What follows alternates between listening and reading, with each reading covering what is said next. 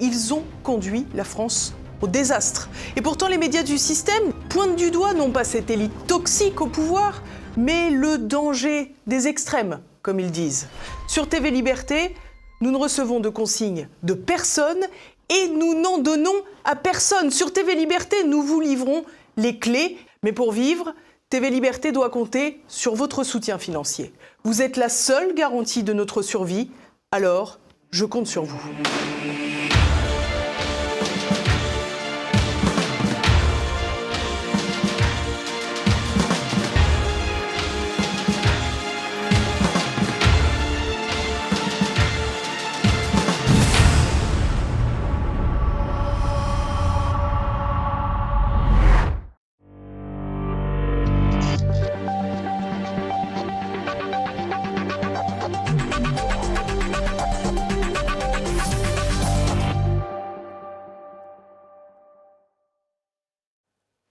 Bonjour à tous, je suis ravie de vous retrouver pour ce nouveau numéro du Samedi Politique. Cette semaine, trêve électorale oblige, nous allons parler de politique étrangère et plus particulièrement du conflit en Ukraine. Alors juste après l'attaque de missiles américains sur la Crimée à Sébastopol dimanche dernier, sommes-nous à l'aube d'une sortie de crise ou plutôt d'une confrontation directe entre l'OTAN et la Russie? Quelle partition jouera l'Europe dans cette affaire? C'est ce que nous allons voir tout de suite.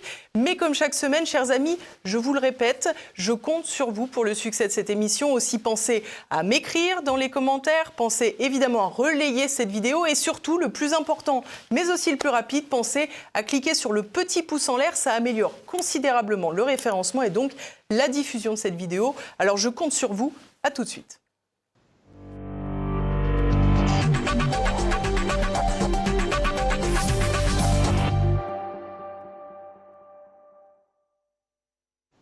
Et à mes côtés aujourd'hui, Éric Dénessé. Bonjour monsieur, merci d'être avec nous à distance, certes, mais à distance et avec nous.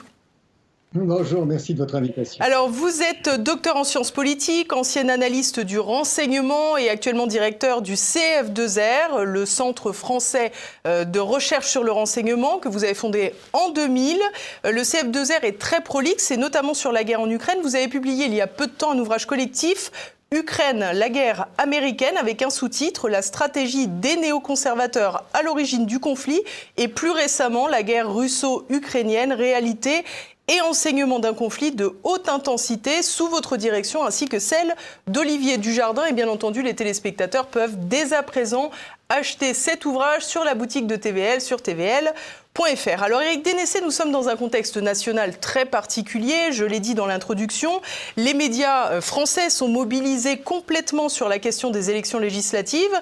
La guerre en Ukraine, qui a fait les choux gras de la presse auparavant, est passée totalement au second plan. Et cela tombe bien parce que dimanche dernier, pourtant, un fait incroyable, j'allais dire, et dramatique s'est passé puisqu'il y a eu un bombardement de missiles attaqués-messes sur la plage de Crimée de Sébastopol et les médias français en ont très peu parlé. Pourtant, 150 blessés, environ 4 ou 5 morts selon les bilans, au moins 2 enfants.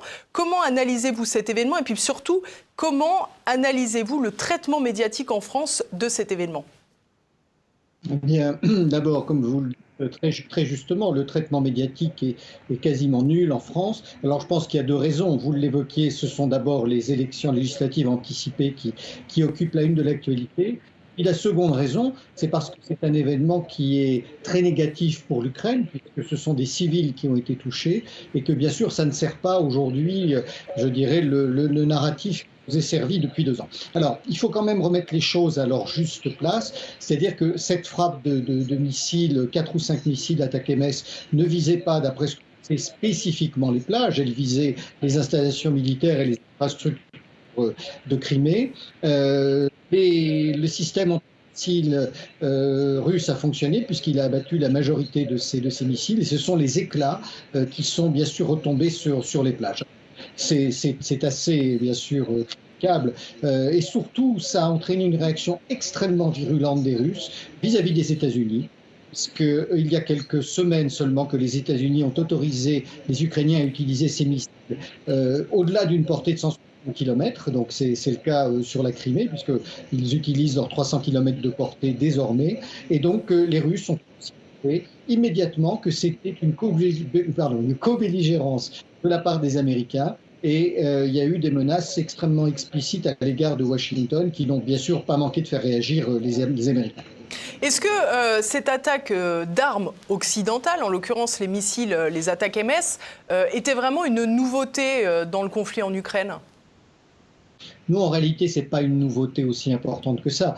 Ces missiles, comme les missiles Scalp ou Storm Shadow que fournissent les Français et les Britanniques, sont des missiles qui ont des portées assez importantes, de plusieurs centaines de kilomètres, mais il était demandé aux Ukrainiens jusqu'à début mai de ne pas les utiliser au-delà de 160 kilomètres. Donc, il y a eu ce changement d'attitude de la part des Occidentaux qui ont autorisé donc, Kiev à les tirer jusqu'à une portée de 300 kilomètres, ce qui couvre d'ailleurs toute la Crimée et une partie du territoire russe. Voilà, et donc c'est la première véritable manifestation de ces tirs à longue portée à laquelle nous assistons. Est-ce que, je vous propose, avant même de poser la question suivante, je vous propose qu'on écoute tout de suite Hervé Carrès, spécialiste de la gestion de crise. Il intervenait au dialogue franco-russe pour évoquer ce bombardement. Il ne faut pas imaginer que ça puisse se faire sans les moyens de renseignement occidentaux et sans le paramétrage des munitions comme les Scalp ou les Storm Shadow par des techniciens occidentaux. Ce n'est pas possible parce qu'il y a des codes derrière qui font que les Ukrainiens n'ont pas la main dessus. Voilà. Donc, évidemment, c'est une escalade et je pense que, d'ailleurs, je crois que ça a déjà commencé. Je pense que les Russes, ce qu'ils toléraient jusqu'à présent en termes de renseignements, même dans en limite de leur espace aérien, l'espace aérien criméen, peut-être qu'ils vont passer à la vitesse supérieure sur le plan de la coercition, de la neutralisation des moyens aériens de l'OTAN et américains. Je pense en particulier aux drones de surveillance.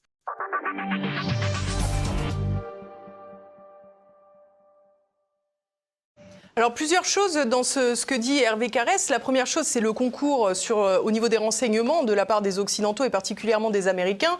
Est-ce que finalement, là, on n'est pas en plein dans le jeu de dupes ? C'est-à-dire qu'on a beaucoup devisé sur la question des armes occidentales, à quelle portée elles pouvaient frapper, etc., etc. Mais en réalité, depuis le départ, les Occidentaux apportent leur concours sur le terrain du renseignement.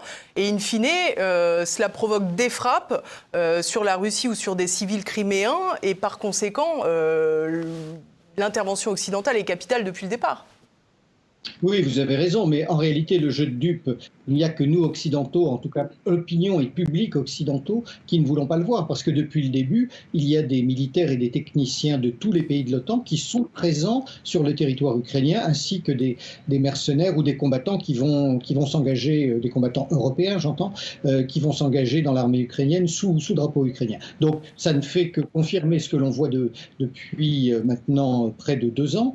Alors, je crois que c'est important aussi d'avoir à l'esprit la réaction russe, parce qu'elle a été extrêmement, je le disais, virulente, et ça a amené immédiatement une reprise des contacts entre Moscou et Washington par l'intermédiaire des 2 ministres de la Défense. Ça, c'est le premier aspect. Il faut rappeler que depuis près de 18 mois, il n'y avait plus aucun contact direct, ce qui ne veut pas dire que d'autres canaux de communication n'existent pas, mais en tout cas, à ce niveau de responsabilité gouvernementale, c'est un geste très fort. Et puis, alors, il est difficile aujourd'hui de dire si cela a un lien, mais on a appris le surlendemain la mort d'un diplomate américain à Kiev. Alors peut-être est-ce une mort naturelle, peut-être s'agit-il d'autre chose, on n'a pas assez d'éléments aujourd'hui pour le dire, mais en tout cas je pense que les menaces et la réaction qui ont été celles des Russes vis-à-vis de Washington ont immédiatement porté leur fruit, puisque le contact a été que les Américains ont réannoncé qu'ils n'enverraient pas de troupes et que je crois qu'ils ont pris conscience que c'était là un virage vers une escalade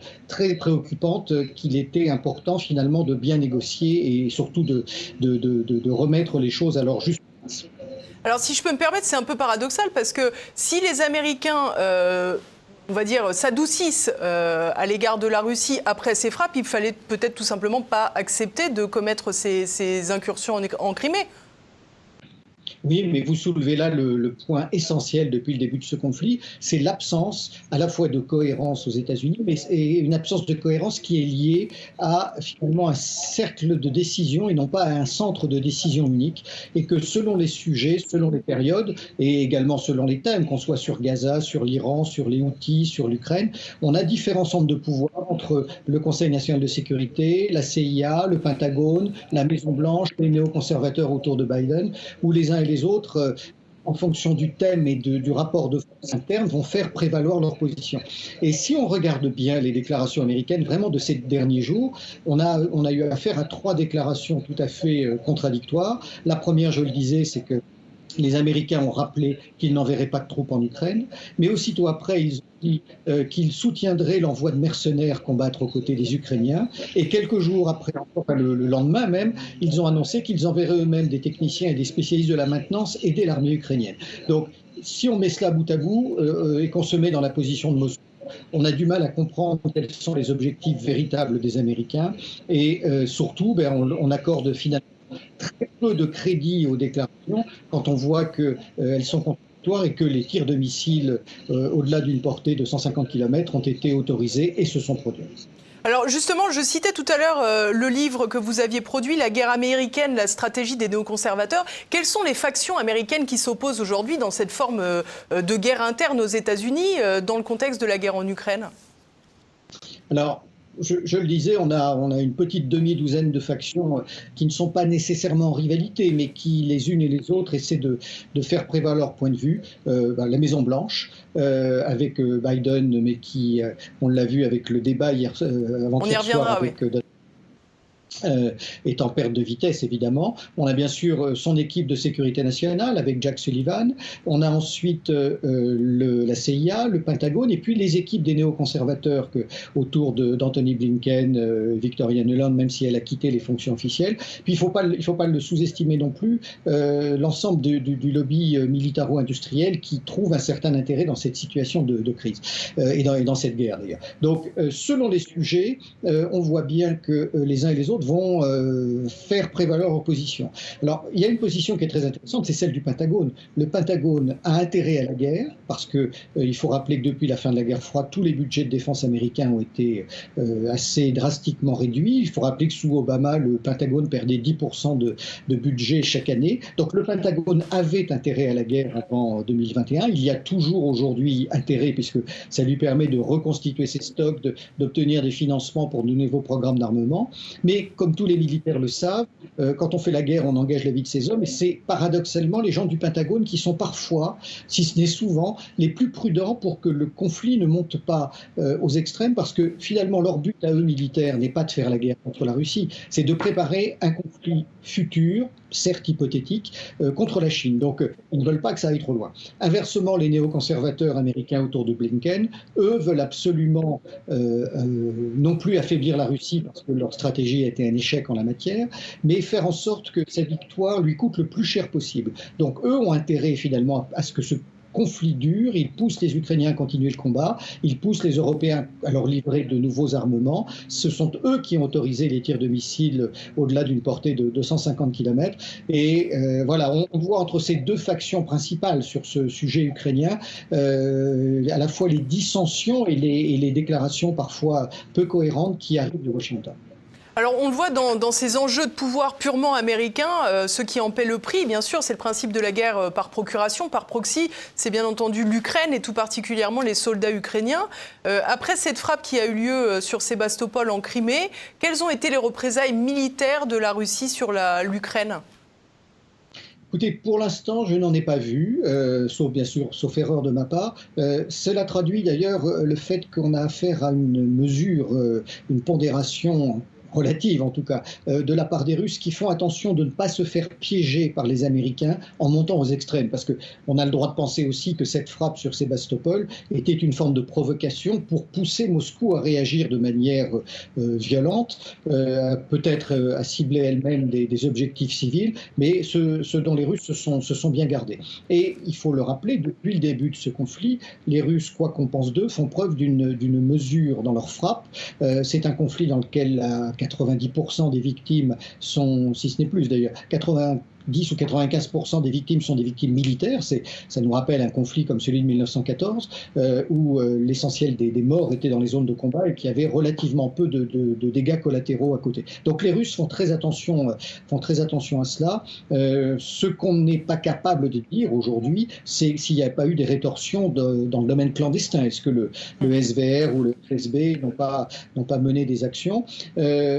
Je pense qu'il y a eu des réflexions côté russe ces derniers jours pour se demander ce qu'il était nécessaire de faire. Alors, ces réflexions dont nous avons l'écho ne sont pas des éléments qui nous viennent des cercles de décision, mais des think tanks et des journalistes russes qui suivent ces questions-là. Ils se sont demandé s'il ne fallait pas abattre des drones survolant la mer Noire et qui font du renseignement.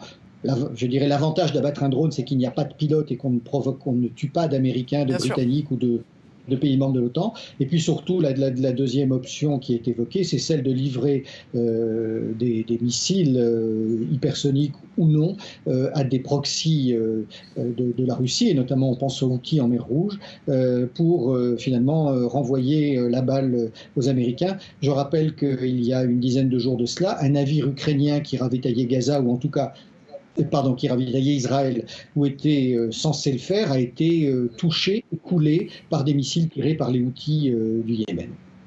Alors j'aimerais revenir sur un point que vous avez donné là dans votre réponse. Vous avez dit qu'on était en droit de penser que cette frappe sur Sébastopol pouvait constituer une provocation, c'est-à-dire volontaire. Y a-t-il des précédents où l'OTAN aurait sciemment frappé des civils? Alors, sur le conflit ukrainien, non. Ce que l'on sait, c'est que effectivement les forces spéciales ukrainiennes, soit par des attaques terrestres, soit par des attaques de drones, ces 2 dernières années, ont ciblé des cibles civiles en Russie, sur Belgorod notamment et sur Moscou. Il y a eu très peu de victimes civiles d'un côté comme de l'autre, donc pour l'instant on ne peut pas dire que ce soit une provocation. C'est plus de la riposte, comme les Ukrainiens sont, je dirais malheureusement, et finalement en droit de le faire, mais ça a été très mesuré aussi de ce côté-là.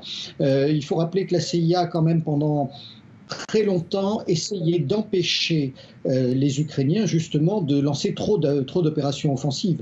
Depuis le début du conflit, la CIA a armé, organisé, financé les services spéciaux ukrainiens. Elle l'a même fait d'ailleurs depuis 2014, et pendant très longtemps, il tenait les unités spéciales ukrainiennes reines courtes pour que le conflit ne déborde pas. Ça s'est révélé pour l'agence de renseignement américain quelque chose de très difficile, puisque les Ukrainiens ont bien sûr cherché à échapper à son contrôle et ont mené un certain nombre d'actions. Alors celles-ci se sont passées essentiellement dans le Donbass, un petit peu en Russie, mais on ne peut pas parler aujourd'hui de provocation à mon sens, d'autant que l'OTAN en a fait suffisamment entre 2014 et 2021 en ne respectant pas les accords passés et la parole donnée avec Moscou. Et avant la guerre en Ukraine, je pense évidemment à Belgrade. Alors voilà, là on a bien sûr quelques exemples en dehors du conflit ukrainien.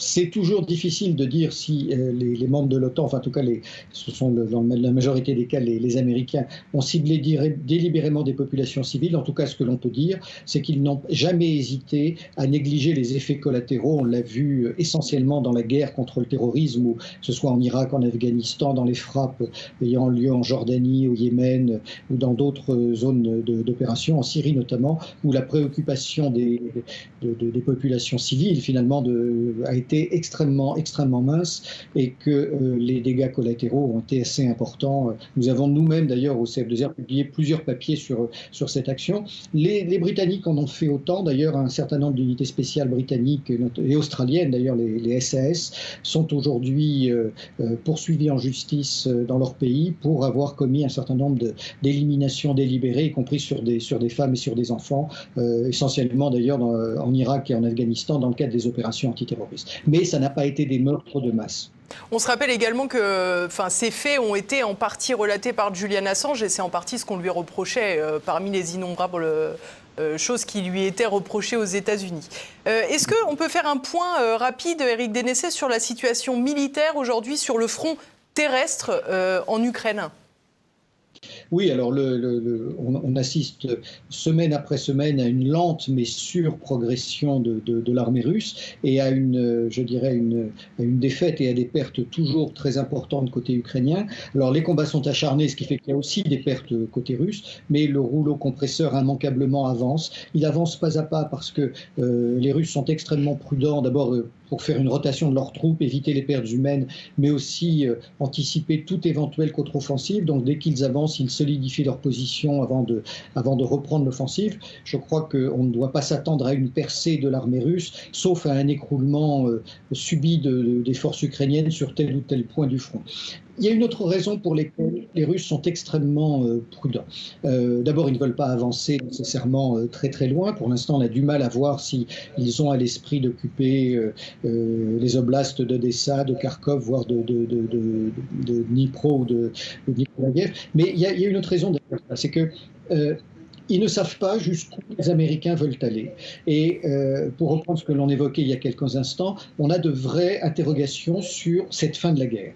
D'un côté, on a vu avant-hier le débat Trump-Biden dans lequel le candidat Trump disait qu'en un coup de fil à Vladimir Poutine, il pourrait arrêter ce conflit. C'est tout ce que nous souhaitons tous. Mais inversement, on voit très bien que les néoconservateurs qui tiennent encore les rênes de l'État profond américain ont intérêt à ce que cette guerre dure, et y compris au-delà des élections de 2024. Alors, pourquoi est-ce qu'ils ont intérêt à ce qu'elle dure? C'est que, vu que les Américains n'ont pas réussi dans leur stratégie d'affaiblir la Russie, ce conflit devient d'une certaine manière une guerre existentielle, non pas pour leur sécurité, mais pour leur domination. Et un échec en Ukraine serait pour eux un véritable camouflet. Et donc, ils ont beaucoup plus intérêt à ce que ce conflit se perdure, se gèle, même s'il y a peu de combats, que ça devienne une guerre qui est un peu comme dans le cas de la Corée, dure 2024, 2025, peut-être au-delà. Leur second intérêt, c'est que ça leur permet, et ça c'est pour le Pentagone, ça permet au Pentagone de continuer à demander des budgets plus importants. On le disait tout à l'heure, le Pentagone a finalement connu beaucoup de baisses budgétaires et il se bat pour rattraper son retard en matière nucléaire, en matière de missiles hypersoniques vis-à-vis de la Russie. Il essaie aussi de renforcer ses structures navales, notamment sa flotte, ce nombre de bâtiments vis-à-vis de la Chine. Donc il y a de vrais enjeux pour eux. Là aussi, ils ont une certaine forme d'intérêt à ce que le conflit continue. Et puis je crois que malheureusement, quand on regarde l'histoire, il ne faut pas oublier ce que c'est que la politique étrangère des États-Unis. Il y a chez les Américains, et notamment chez les politiques comme chez les industriels, la guerre est plus que pour tout autre État la continuation de la politique par d'autres moyens. Donc systématiquement, dès que les choses vont mal aux États-Unis, dès que leur hégémonie est remise en question, ils déclenchent un conflit. Donc là aussi, y compris sur un plan économique, les Américains ont intérêt d'une certaine manière à ce que ce conflit dure. Et en dépit des déclarations de Donald Trump, je ne suis pas sûr que le conflit prenne fin aussi rapidement que nous le souhaitons tous. Et donc ça explique pourquoi les Russes, qui ont évidemment compris cette logique américaine, sont très prudents sur leur avancée, parce qu'ils se disent qu'ils sont peut-être engagés dans un combat qui va durer encore une ou plusieurs années. Alors, il y a quelques jours, évidemment, il y a eu un nouveau sommet pour la paix en Suisse. Il y avait évidemment Volodymyr Zelensky, où le grand absent, c'était bien entendu la Russie. Et à chaque fois qu'il y a un sommet pour la paix, la Russie n'est pas conviée. Je vous propose d'écouter tout de suite Volodymyr Zelensky. Nous devons trouver et préparer ce plan et le mettre sur la table pour le discuter pendant des mois. Nous n'avons pas beaucoup de temps parce que nous avons, vous savez, beaucoup de blessés et de morts sur le champ de bataille et des civils. C'est pour ça que l'on ne veut pas de cette guerre pendant des années. C'est pourquoi nous voulons préparer ce plan commun, le mettre sur la table pour ce deuxième sommet pour la paix.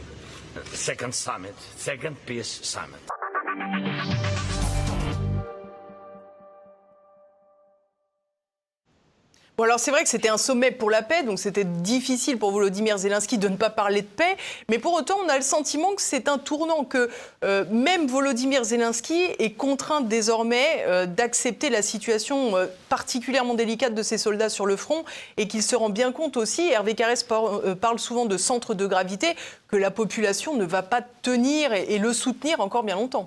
À plus forte raison que son mandat n'est plus officiel maintenant. Oui, Zelensky n'est plus le président légitime. Il essaie bien sûr de sauver les meubles à la fois pour son pays, alors ce qui est la moindre des choses parce que son comportement depuis 2 ans finalement n'a contribué qu'à faire massacrer sa propre population. Ce sommet de Suisse a finalement été une parodie ou une mascarade, je ne sais pas quel est le terme le plus approprié, parce que dans un conflit de cette ampleur, ne pas inviter un des deux belligérants était évidemment totalement stupide et ne pouvait pas produire quoi que ce soit en matière de résultats. Alors, ce qui est quand même intéressant, ce sont les déclarations de Zelensky, qui dit qu'il a beaucoup trop de morts, beaucoup trop de blessés, qu'ils ne vont pas pouvoir tenir indéfiniment. Il sent bien aussi que le soutien occidental se réduit. Il perçoit peut-être la très probable élection de Donald Trump, donc il sait que le vent peut tourner. Voilà, c'est quelque chose de nouveau. Ce sommet aura au moins servi à cela. Et il voit bien que côté européen, à part les déclarations souvent intempestives d'Emmanuel Macron au printemps dernier, les autres États ne sont absolument pas déterminés à envoyer des troupes ni à aller plus loin dans le soutien militaire à Kiev. Donc il sait très bien que son choix, sa liberté d'action se réduit de jour en jour, surtout face à la montée de l'appareil industriel militaire russe et à l'avancée de troupes de Moscou sur le terrain. Alors, on a fait le point tout à l'heure sur la situation sur le front terrestre de la guerre en Ukraine.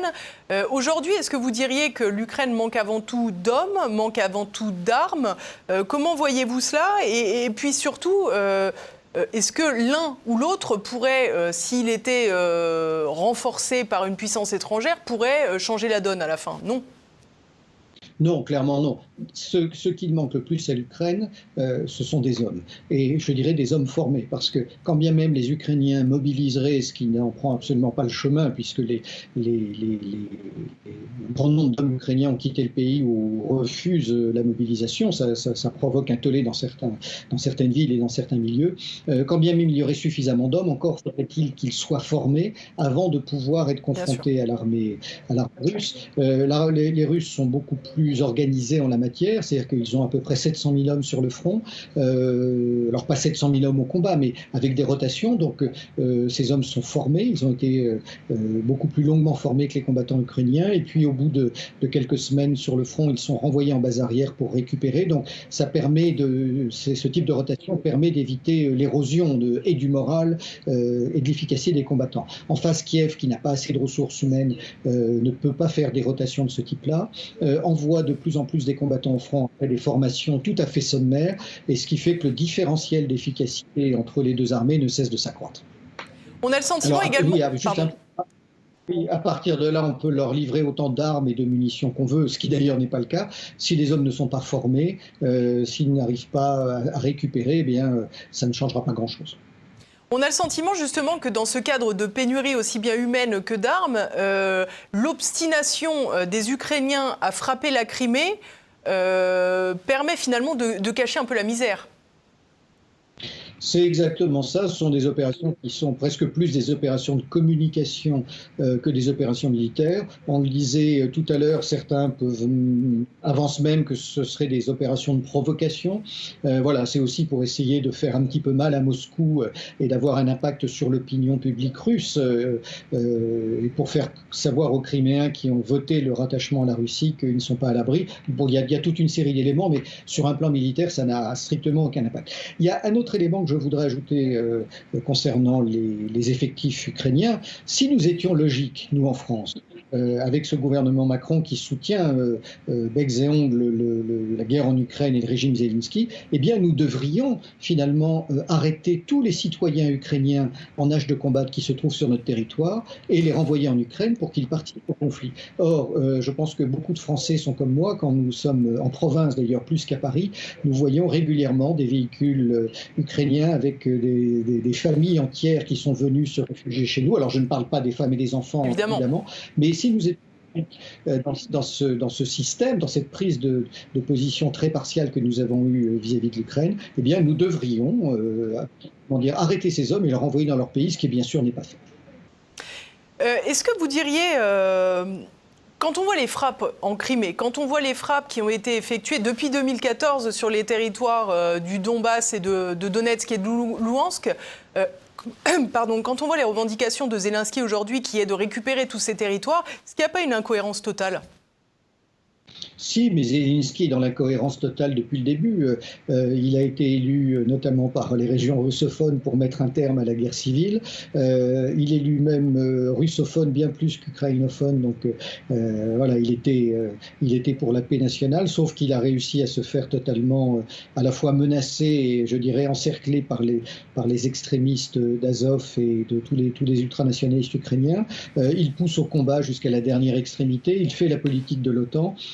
Voilà, en même temps, il se met maintenant à dire qu'il y a trop de morts. Finalement, que ce soit les Américains ou le gouvernement Zelensky, on a les mêmes incohérences des deux côtés. Et c'est pas en ayant des incohérences qu'on gagne une guerre. De toute façon, on voit très bien que cette guerre est perdue. Ils le savent tous, que ce soit à Kiev, à Washington et même en Europe, à Bruxelles comme dans les grandes capitales. On essaie seulement de ne pas perdre la face et de faire durer ce conflit le plus longtemps possible en espérant trouver une solution qui permette de sauver les intérêts de l'Europe et de nuire à ceux de la Russie, bien sûr. Alors, on l'a évoqué déjà tout à l'heure, il y a eu un premier débat présidentiel aux États-Unis dans la nuit de jeudi à vendredi pour la France. Je vous propose tout de suite de découvrir un extrait qui, même s'il ne parle pas de la guerre en Ukraine, résume assez bien la situation américaine. The total initiative relative to what we're going to do with more border patrol and more asylum officers. President Trump? Je n'ai pas vraiment compris ce qu'il avait dit à la fin de sa phrase. Je ne pense pas non plus qu'il sache ce qu'il a dit.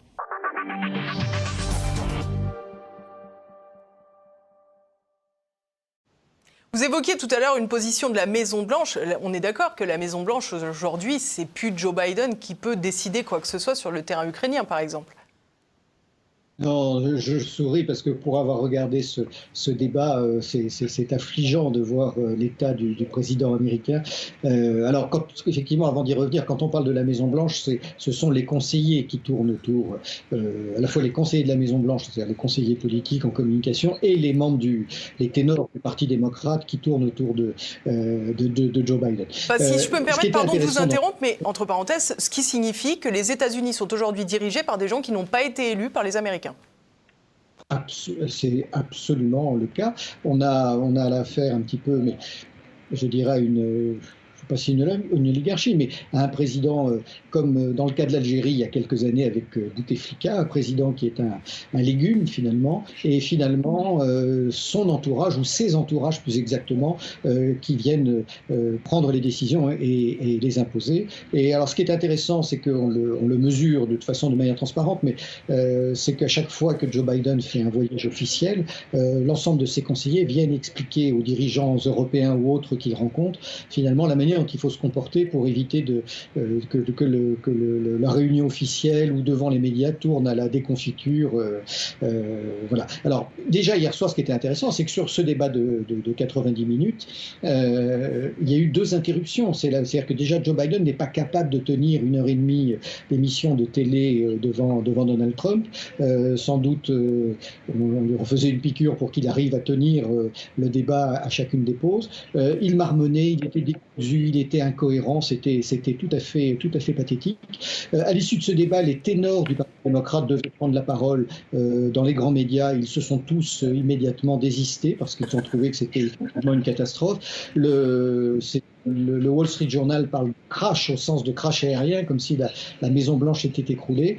Et on voit en off, en tout cas dans les éléments dont on dispose, ces ténors du Parti démocrate dire qu'il faut débarquer le président Biden le plus vite possible, non seulement qu'il ne se représente pas aux élections prochaines et qu'ils aient un autre candidat, mais y compris pour mettre un terme à son mandat avant la fin, ce qui leur pose un problème fondamental. Ça veut dire que les clés des codes nucléaires seraient données à Kamala Harris. Or, Kamala Harris, des démocrates comme de la classe politique américaine, est une femme qui bénéficie absolument d'aucun crédit, qui est jugée comme dangereuse et incontrôlable, sans véritable expérience politique d'ailleurs, avant d'arriver à la Maison-Blanche. Et donc ils sont dans une panade, si vous me permettez cette expression, assez extraordinaire.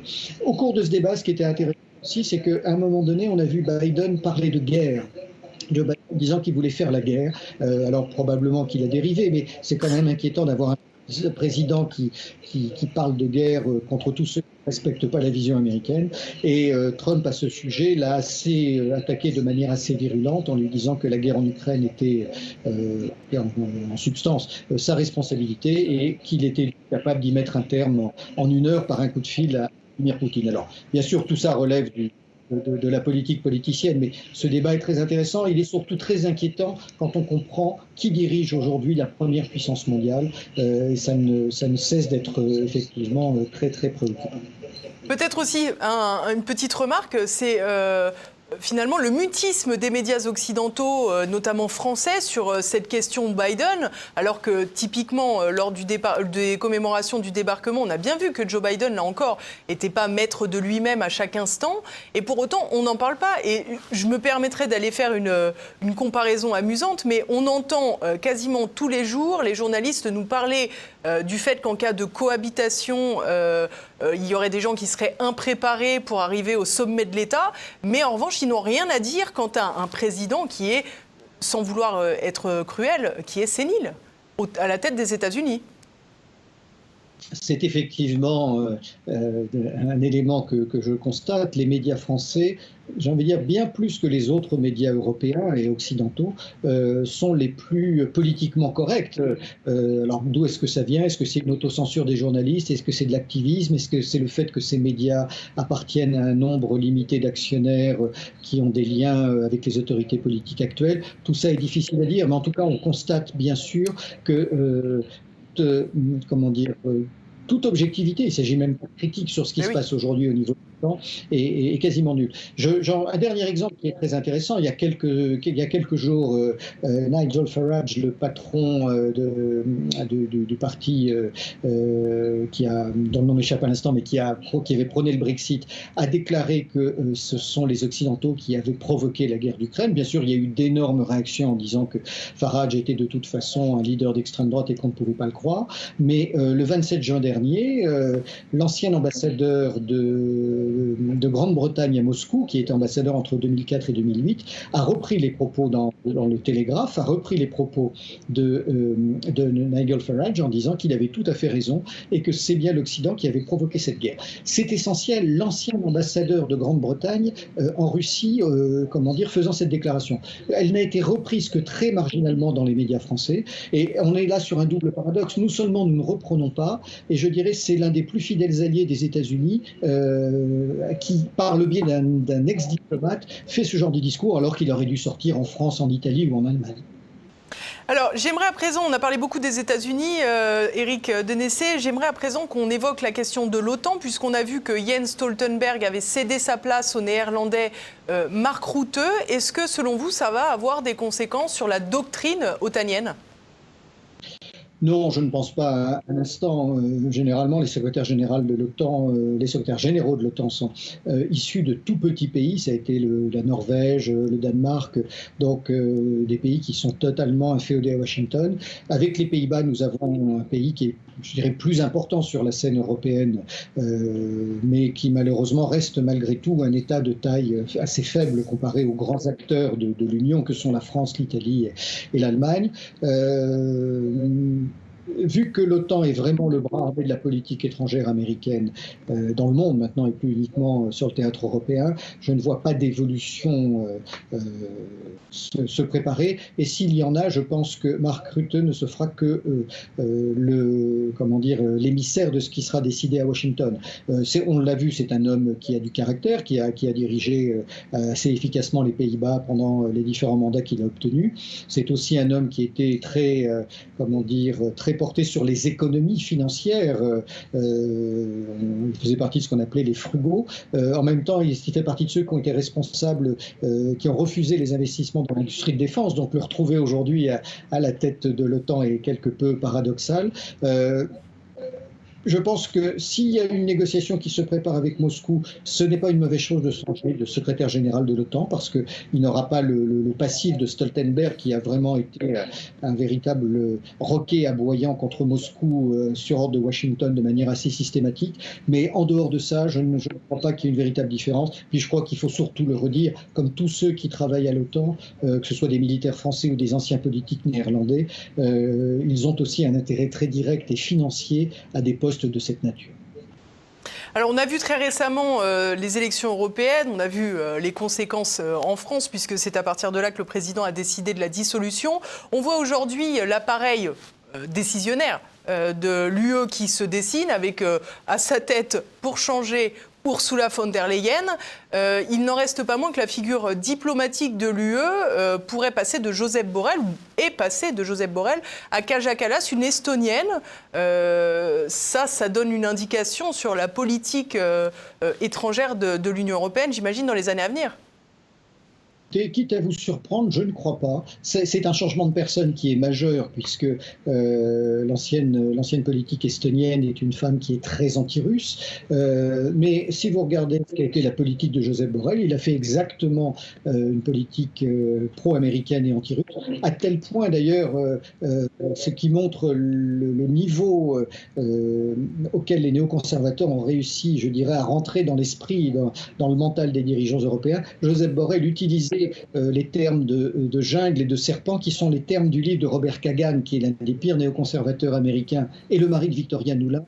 Donc Borrell utilisait régulièrement les mots issus de ce livre, je crois même que c'était le titre du livre, en plusieurs occasions. Donc c'est difficile d'être plus pro-américain que ce qu'a fait Borrell. Alors on sera peut-être un petit peu plus anti-russe encore avec Mme Kallas, mais en dehors de ça, je pense que le symbole est maladroit, à mon sens, pour deux raisons. Le premier, c'est que ça va être une nouvelle fois perçu par Moscou comme le fait que l'Union européenne ait choisi quelqu'un qui soit anti-russe. Et puis le second, il est pour moi très important, c'est que même si nous devons avoir du respect pour l'ensemble des acteurs des États membres de l'Union européenne, nommer s'occuper des affaires extérieures de l'Union, un politique issu d'un État qui compte moins de 2 millions d'habitants et dont on connaît particulièrement l'orientation anti-russe, c'est lui donner un pouvoir et un poids absolument démesuré et orienter l'Union européenne, encore une fois, dans une mauvaise direction. Alors cette semaine également, une décision a été prise à Bruxelles, une décision qui là encore est quasiment passée inaperçue dans les médias français. C'est cette décision de contourner le veto hongrois au sujet du gel des avoirs russes, c'est-à-dire qu'auparavant il était nécessaire d'avoir l'unanimité. Là, malgré le fait que Viktor Orban et la Hongrie se soient opposés à cette décision de geler les avoirs russes, eh bien l'UE le fait quand même. Eh oui, on est toujours dans cette dérive de l'Union européenne qui se considère maintenant au-dessus des États. Alors, on a vu la catastrophique redésignation de Mme von der Leyen pour un nouveau mandat. C'est non pas inexplicable, mais c'est assez scandaleux. D'ailleurs, les réactions, aussi bien en Hongrie qu'en Italie, de Mme Meloni sur la manière dont s'étaient déroulées ces désignations n'ont pas manqué d'être elles aussi, assez criantes. Enfin, que dire par rapport à ça? On voit bien qu'il y a cette vieille tentation qui remonte maintenant à plusieurs années de la technocratie européenne de passer finalement au vote à majorité qualifiée et non plus à l'unanimité pour les décisions majeures engageant l'Union. Ils ne sont pas encore parvenus à le faire, mais on a là le début. On a réussi à diaboliser suffisamment Viktor Orban pour maintenant faire accepter l'idée qu'on est capable de contourner le veto d'un État, et finalement imposer une volonté européenne à son détriment. Bon, il faut aussi dire que Viktor Orban s'était largement employé à de nombreuses reprises à empêcher que des décisions anti-russes soient prises à Bruxelles. Il a eu le soutien sur un certain nombre de sujets de Fico, le Premier ministre slovaque. Là, effectivement, ils ont réussi à passer en force. Je ne pense pas que ce soit une bonne chose, en tout cas que ce ne soit pas annonciateur d'éléments positifs pour l'évolution de l'Europe. Alors justement, Éric Dénessé, vous venez parler à l'instant de Robert Fico, le président ou le Premier ministre, je ne sais plus, slovaque, qui a été victime d'une lourde tentative d'assassinat. C'est pas le seul dirigeant européen avec une inclinaison plutôt pro-russe qui a eu des problèmes récemment. Comment vous expliquez cela ? Alors, on ne dispose pas assez d'éléments. Effectivement, certains dirigeants européens qui étaient tentés de changer de position Jean-Paul Boulin peut bien le conditionner, aurait reçu des menaces par téléphone leur annonçant qu'ils pourraient connaître un sort à la Robert Fico. Est-ce vrai ou pas? C'est pour moi impossible de le dire. Mais juste pour faire une comparaison qui, à mon avis, frappera les auditeurs, c'est que lors de son audition récente, le patron de Boeing a avoué qu'il avait tout fait pour faire taire des lanceurs d'alerte qui s'apprêtaient à révéler des dysfonctionnements sur les appareils de Boeing, dont on a vu qu'ils avaient été retirés du service. Et on a d'ailleurs noté que 2 lanceurs d'alerte étaient morts dans des conditions inexpliquées. Donc, même si on n'a pas d'éléments factuels, dire que ces pratiques-là n'existent pas serait faux, et peut-être qu'effectivement, il y a eu des menaces de cette nature qui ont eu un impact sur certains dirigeants européens qui auraient pu être tentés de changer de pays. Et alors, cette absence de commentaires quant à ces faits, encore une fois, dans nos médias, comparativement au traitement de la mort d'Alexeï Navalny, par exemple, laisse pantois quand même. Ah, mais ça, je dirais, on est presque habitué maintenant au bout de 2 ans de conflit, et puis depuis 2014, depuis 10 ans de mensonges, à ce qu'une seule partie de la vérité soit donnée.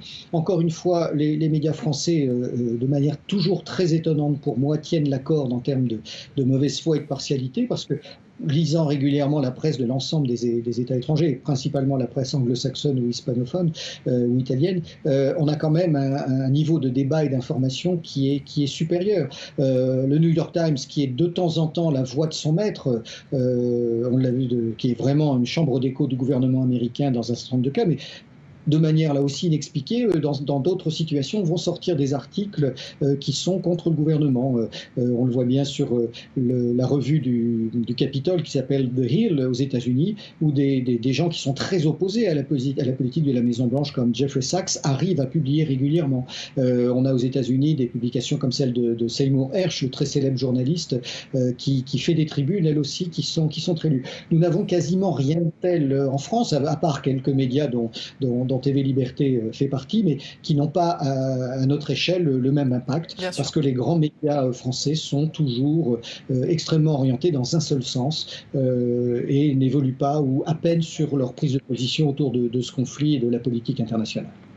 Alors, on a évoqué tout à l'heure cette volonté américaine qui semblait tendre pour le conflit en Ukraine à une forme de conflit amorphe. On a également le sentiment que l'Union européenne, elle, passe par-dessus et est beaucoup plus proactive sur cette question, comme si les courbes se croisaient finalement. Est-ce que finalement c'est uniquement de la communication, ou est-ce que l'Union européenne a vraiment l'intention de prendre le pas sur la participation américaine ?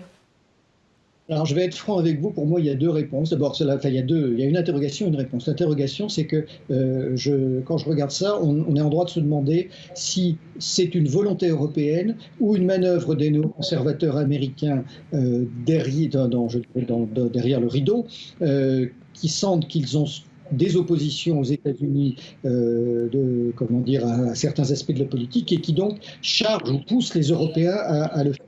Et puis le deuxième aspect, c'est qu'il ne faut pas non plus du tout négliger l'incohérence des positions ou les dissensions des positions qui existent en Europe, entre celles de l'Allemagne, entre celles de la France, entre celles bien sûr de l'Italie, mais aussi de la Pologne et des pays baltes notamment, la Hongrie, la Slovaquie. Donc ça fait qu'il y a une cacophonie qui est importante, qui s'est accrue avec les élections européennes de ces derniers jours d'ailleurs. Donc c'est très difficile de le dire. Ce qui ressort malgré tout de l'analyse que l'on peut faire des événements, c'est qu'il apparaît de plus en plus que Emmanuel Macron a fait peur aux Américains. Alors, en ayant ces discours jusqu'au boutiste que l'on a entendu tenir à plusieurs reprises, il semblerait que Washington, alors qui à Washington, en tout cas pas les néoconservateurs, mais le Pentagone ait considéré que le président français soit allé un peu trop loin. Alors, il y a probablement aussi plusieurs courants qui se dessinent au sein de l'Union européenne, mais on a du mal à les mesurer, soit parce que les politiques sont changeantes, soit parce qu'on ne mesure pas suffisamment les moyens de pression dont disposent les Américains sur les différents dirigeants européens pour les amener à agir dans un sens ou dans un autre. Alors vous parliez justement du président français Emmanuel Macron qui allait peut-être un peu trop loin sur cette question de la guerre en Ukraine. Le 24 juin, Jens Stoltenberg, qui était encore secrétaire général de l'OTAN, était à Paris, il était aux côtés d'Emmanuel Macron. Le président français avait pris la parole. Nous en avions discuté durant tous les derniers mois. Notre soutien à l'Ukraine demeure et demeurera constant. Et nous continuerons de nous mobiliser pour répondre aux besoins immédiats de l'Ukraine, porter le message de notre détermination sans équivoque pour nous tenir aux côtés des Ukrainiens dans la durée.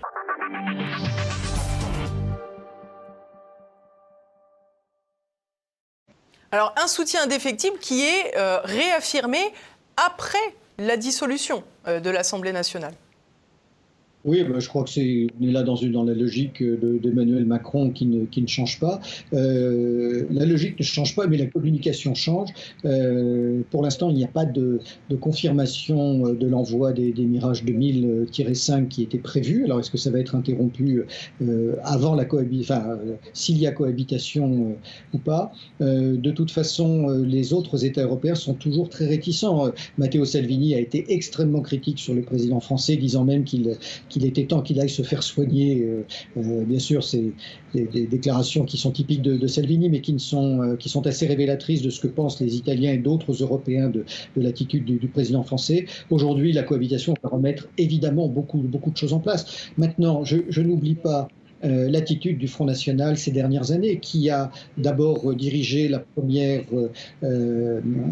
commission parlementaire sur les influences étrangères en l'orientant délibérément contre la Russie. Et c'était très intéressant de voir l'audition de François Fillon devant je crois, Jean-Emmanuel Tanguy, alors que Fillon expliquait que... Jean-Philippe Tanguy, alors que François Fillon expliquait qu'au cours de ces 5 années en tant que Premier ministre, il n'avait eu affaire qu'à des ingérences américaines, le parlementaire du Rassemblement national essayant de lui faire dire qu'il y avait des ingérences russes. Voilà, donc, et puis on a vu malheureusement aussi des déclarations de Jordan Bardella allant dans le sens de l'OTAN, disant que la Russie était une menace pour la sécurité de la France et de l'Europe. Alors, soit c'est du politiquement correct, soit effectivement le Rassemblement national aussi est gagné aux idées mainstream venant de l'OTAN. Donc il m'est difficile aujourd'hui d'avoir une idée de ce que pourrait être le changement de politique française sur l'Ukraine après les élections et une éventuelle majorité obtenue par le Rassemblement national. Dans le cadre de vos responsabilités au CF2R, Éric Denessé, j'imagine que vous avez contact avec beaucoup de militaires français, de l'état-major de l'armée française. Quel est, évidemment, je ne vous demande pas de me révéler des secrets d'alcôve, mais quel est le sentiment en interne, notamment quant à cet hypothétique envoi de troupes en Ukraine, quant aux prises de position d'Emmanuel Macron sur cette question ukrainienne ? Alors, c'est délicat de répondre pour protéger à la fois les camarades qui sont toujours actifs, mais ce qu'on observe de manière assez simple, c'est que globalement, jusqu'au grade de colonel, beaucoup de militaires français, sous-officiers et officiers, sont plutôt opposés à ce conflit et aux positions politiques qui ont été prises. Et malheureusement, là encore je caricature un peu, vous m'en pardonnerez, dès qu'on devient officier général, qu'on est sur la fin de carrière, que les salaires commencent à être un peu plus conséquents, il faut rappeler que les salaires militaires ne sont quand même pas les salaires les plus mirobolants qui soient, et bien à ce moment-là on commence à avaler des couleuvres et à se faire en disant que qu'il faut profiter de ces dernières années pour préparer la retraite, voire des postes à l'OTAN quand c'est possible. Et à ce moment-là, on redevient une armée française qui est la grande muette et qui, alors c'est très bien pour une démocratie, bien sûr, mais ne conteste pas les décisions politiques qui sont prises, quand bien même elles peuvent apparaître comme fantaisistes. Voilà, il y a de toute façon des tenants des deux positions. Certaines personnes sont, pour des raisons qui leur sont propres, anti-russes et considèrent que c'est une menace. Mais ce qui ressort, camps confondus, c'est que nous savons pertinemment dans le domaine militaire que nous n'avons pas les moyens d'engager de nombreuses troupes en Ukraine. Nous n'aurions à peine les moyens de les fournir en munitions pour un conflit qui durerait longtemps, à peine plus les moyens de les soutenir durablement. Et donc tout ça serait, je dirais, une véritable catastrophe parce que nous pourrions perdre assez rapidement des milliers de combattants, sans pouvoir réagir et sans pouvoir invoquer l'emploi de l'arme nucléaire. Et alors, toute dernière question, Éric Dénessé, peut-être un petit peu plus politique, vous me le pardonnerez. Vous expliquez tout à l'heure que l'échiquier politique français était finalement très politiquement correct, qu'il accompagnait la manœuvre américaine de soutien à l'Ukraine, du moins en parole. Vous venez de m'expliquer qu'il y en allait de même pour l'état-major de l'armée française. Pour autant, on voit une opposition très claire dans la population sur cette proposition d'envoyer des troupes en Ukraine. Est-ce que ce n'est pas la démonstration de cette rupture entre nos élites, quoi qu'on en dise, et la population, et finalement la démonstration que les élites aujourd'hui qui sont au pouvoir dans notre pays comme dans d'autres ne sont plus au service de la population? Alors effectivement, ce phénomène, je l'observe aussi. Alors je dirais une partie des élites, parce que toutes les élites ne sont pas concernées. Il y a cette opposition, qui est aussi une opposition province-Paris. Effectivement, c'est les positions plutôt favorables au soutien à l'Ukraine et à la guerre avec la Russie sont des positions qu'on va trouver dans les très grandes villes françaises, où bien sûr on a affaire à une classe moyenne supérieure. Et la province est, elle, beaucoup plus distante, à mon sens, ayant beaucoup plus de bon sens sur le sujet. Alors, on va trouver dans n'importe quelle ville de France, bien sûr, les deux opinions, mais on retrouve là cette nouvelle sociologie de la population qui a été mise en lumière depuis une dizaine d'années par les travaux de Christophe July, par les observations de Jérôme Fourquet, par un certain nombre de choses que l'on observe ailleurs, y compris en Europe, ou des études sur ceux qui sont de nulle part et ceux qui sont quelque part. Voilà, les elsewhere et les anywhere ont été mis en lumière, et on a vraiment ce phénomène en France, et il ressort entre autres sur les positions autour de la guerre en Ukraine. Je vous remercie beaucoup, Éric Dénessé, d'avoir participé à cette émission. Je rappelle ce dernier ouvrage du CF2R, La guerre russo-ukrainienne, réalité et enseignement d'un conflit de haute intensité. C'est toujours sur tvl.fr, chers téléspectateurs, si vous voulez en faire l'acquisition. Merci beaucoup, monsieur. Merci à tous de nous avoir suivis. Je vous donne rendez-vous la semaine prochaine pour un nouveau numéro qui ne traitera pas non plus de l'actualité interne, pour les raisons que j'ai évoquées tout à l'heure. En attendant, n'oubliez pas, si vous ne l'avez pas déjà fait, pensez à laisser vos commentaires juste en dessous, à relayer cette émission et bien entendu à cliquer sur le fameux pouce en l'air pour améliorer le référencement et donc la diffusion. Merci à tous, portez-vous bien et à bientôt.